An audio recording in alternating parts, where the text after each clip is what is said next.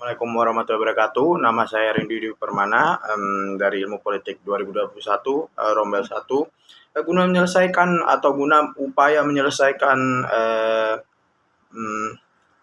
mata kuliah Komunikasi Politik pada semester 3 saya. Di sini saya ingin menyampaikan beberapa penjelasan. Tema yang saya ambil sendiri adalah dramaturgi. Kaitannya dengan politik tentunya, serta saya ingin mencoba menganalisa dramaturgi ini pada penerapan pencapresan tahun 2024 nantinya. Perlu diketahui dulu bahwasanya dramaturgi ini diusung atau disampaikan oleh seseorang seseorang yang mungkin lumayan terkenal dan mungkin teman-teman juga banyak yang sudah tahu, yaitu Erving Goffman. Di sini dramaturgi sendiri disampaikan oleh beliau bahwasanya dramaturgi ini berasal dari bahasa Inggris sendiri dengan kata dan penyebutan yang sama, yaitu dramaturgi, yang artinya drama atau berarti seni teknik drama pada bentuk teater. Menurut Goffman sendiri dijelaskan bahwasanya dramaturgi ini ialah sandiwara kehidupan yang dilakukan oleh manusia, sesuai situasi dramatik yang seolah-olah terjadi di atas panggung, sebagai ilustrasi untuk menggambarkan individu-individu dan interaksi yang dilakukan mereka dalam kehidupan sehari-harinya. Jadi dapat disimpulkan sendiri bahwasanya dramaturgi ini merupakan pandangan tentang kehidupan sosial sebagai bentuk alur cerita pertunjukan drama dalam sebuah pentas, begitu gampangnya. Jika ditarik pada analisa politik serta tentunya pencapresan pada tahun 2024 sendiri, serta berkaca dalam kehidupan sekarang, politik tak beda dengan sebuah sebuah stage tampil lah, dengan berbagai pemeran di dalamnya.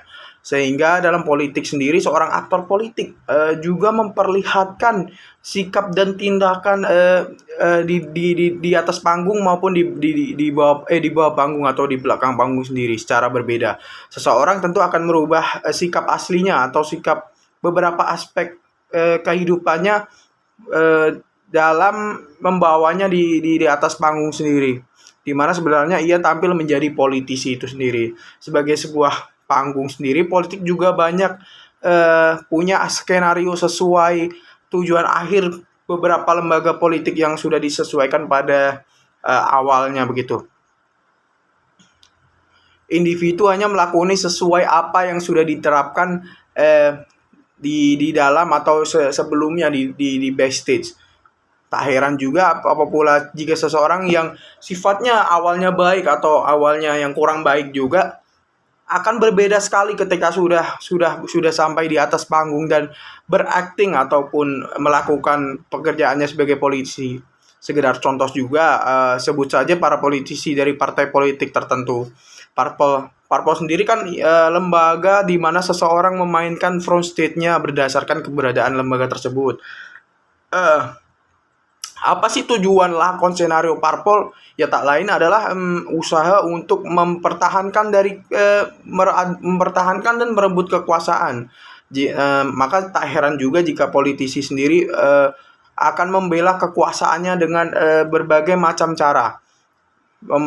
Sementara sendiri parpol oposisi akan terlibat untuk merebut kekuasaan dengan berbagai cara pula.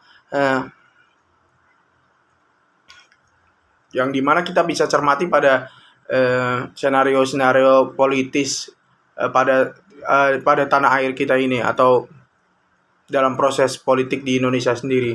Proses pengusahaan calon presiden dan calon wakil presiden 2024 pun bukanlah perkara mudah, terutama bagi seluruh partai politik di Indonesia sendiri yang sedang menghitung peluang mereka di kekuasaan mendatang. Pola acak kongsi politik sendiri membuat seluruh elit politik berhati-hati untuk mengambil keputusan.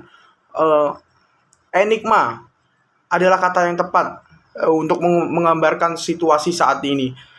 Semua kekuatan berhitung potensi figur yang akan dimajukan, skema komunikasi, serta negosiasi yang sifatnya aksi reaksi di antara partai-partai politik yang akan bertarung, serta dinamika penerimaan publik. Menariknya, mengidentifikasi sejumlah faktor mengapa proses pengusungan kandidat capres dan cawapres sendiri jadi sangat kompleks dan menghadirkan beberapa enigma.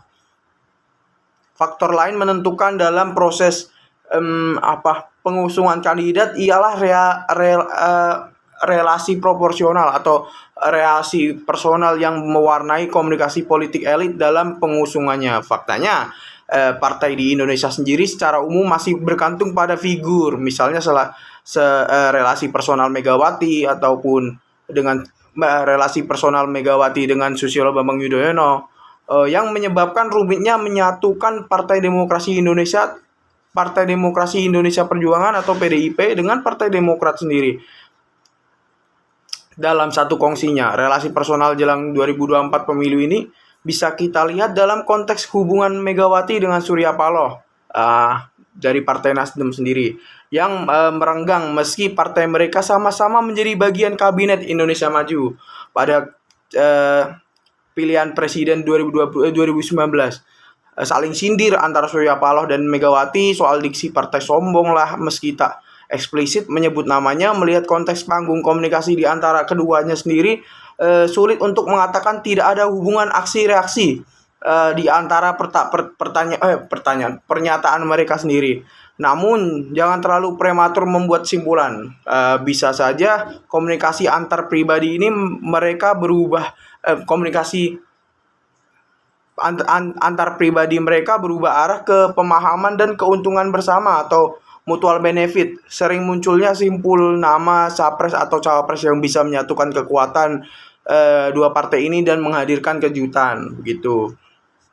Nah, faktor lain yang menentukan adalah salah satunya juga motif keuntungan dalam kekuasaan. Politik bukanlah matematika dan kerap tak berjalan lancar. Di setiap permunculan skema seperti sekarang, bisa saja banyak orang menghitung peluang besar terbentuknya 4 poros pada Pilpres 2024. Idealnya Pilpres 2024 ini bisa menghadirkan lebih dari 2 pasangan. Tetapi pengkonsolidasian kekuatan menjadi 2 poros juga masih mungkin terjadi. Semua partai politik sangat memahami bahwasanya setelah salah satu keuntungan jika memiliki wakil partai mereka di paket pasangan capres dan cawapres sendiri biasanya akan turut mendongkrak perolehan suara partai di pemilu legislatif nantinya. Sehingga ini bisa dilihat dari peningkatan suara Partai Gerindra dan PDIP di 2 pemilu terakhir. Juga Partai Demokrat saat SBY menjadi capres pada pemilu 2009. Nama Jokowi juga pengubahan permainan atau game changer juga dalam proses pengusungan kandidat pada Pilpres 2024 sendiri masih akan diwarnai kiprah Megawati. Nama capres PDIP yang akan ditentukan oleh Megawati sendiri sebagai pemilik hak progresif bisa mendinamisasikan opsi-opsi yang akan diputuskan oleh poros-poros lain. Nama Jokowi juga patut diperhitungkan sebagai bandul pengubah permainan. Meskipun dia tidak akan menyebut secara terbuka dukungannya pada satu nama, Jokowi sangat mungkin mengkonsolidasikan kuasa politiknya sendiri untuk turut menaikkan daya tawar figur yang didukungnya. Jokowi sendiri berkepentingan menjaga keberlanjutan ragam program yang sudah dilaksanakan dan dirancang di 2 periode kekuasaannya. Enigma pencapresan juga sangat mungkin diwarnai kelompok di balik layar politik yang memiliki kuasa ekonomi. Peran mereka kerap tak tampak di permukaan tetapi terasa di gelanggang karena turut memiliki andil dalam pembiayaan dan pemenangan.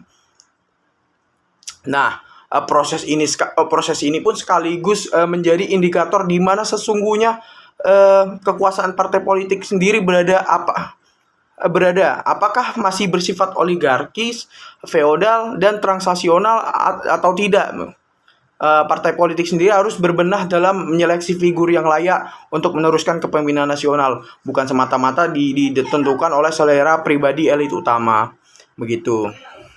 Pada simpulan akhirnya sendiri, enigma sendiri timbul terhadap perkembangan politik jelang Pilpres. Inilah yang menjadi bentuk utama aktor politik yang menjalankan sebuah dramaturgi di dalamnya.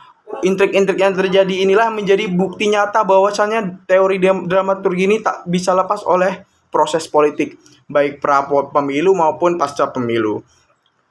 Politik sandiwara ini yang sudah menjadi bagian penting dalam strategi menggait suara serta terbukti efektif dalam prosesnya. Oleh karena itu, mau tidak mau masyarakat harus ikut menilai bagaimana aktor politik tersebut yang sebenarnya, karena jika ia masih berseragam politik maka tentunya dia masih memainkan peran yang sudah tersandiwara sebelumnya. Begitu. Terima kasih. Wassalamualaikum warahmatullahi wabarakatuh.